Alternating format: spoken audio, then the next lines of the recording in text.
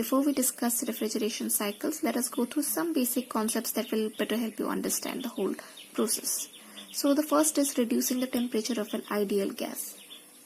Now, if you have an ideal gas and if you want to reduce the temperature of it, there are two ways of doing so.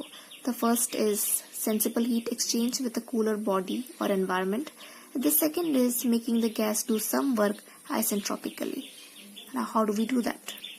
Say we have air, right? I'll represent gas as air, and it is at temperature T, say 50 degrees centigrade. Just an example of it. Okay. Now, it has certain amount of heat and it has certain amount of energy associated with it.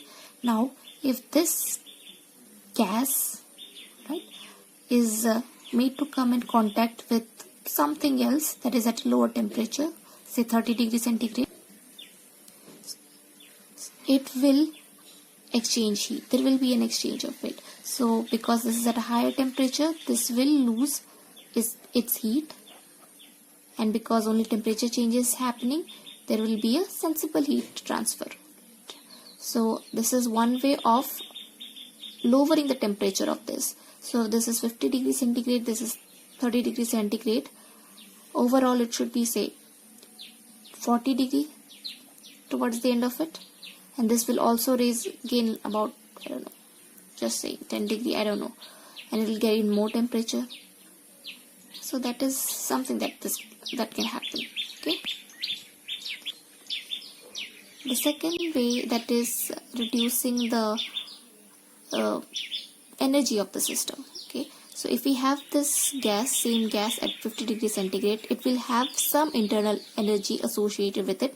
And if you remember from your physics, 11th grade, 12th grade physics, temperature, more like internal energy, is directly proportional to temperature. So temperature is sort of an indication of how much internal energy a body has. Now if this air is made to work isentropically, when I say isentropically, it means it's an adiabatic process. Okay? And if it's an adiabatic process, there will be no heat transfer either from or to the environment. So whatever energy it has is being utilized to do some work.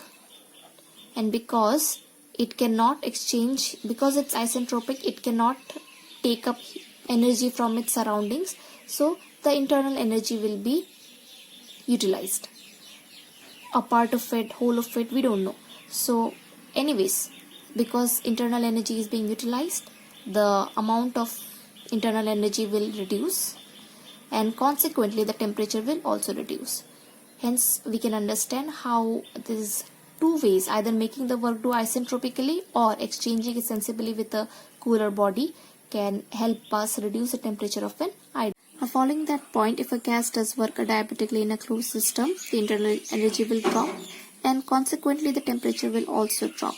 And the work that was done can be calculated with this formula, where U1 is the initial internal energy, that is obviously higher, and U2 is the final internal energy. So U1 minus U2 is the amount of internal energy that was utilized.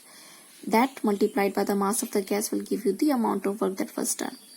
And this can also be calculated with the help of MCV T1 minus T2, where CV is specific heat of a gas at constant volume, and T1 minus T2 is the temperature drop which results because of the work.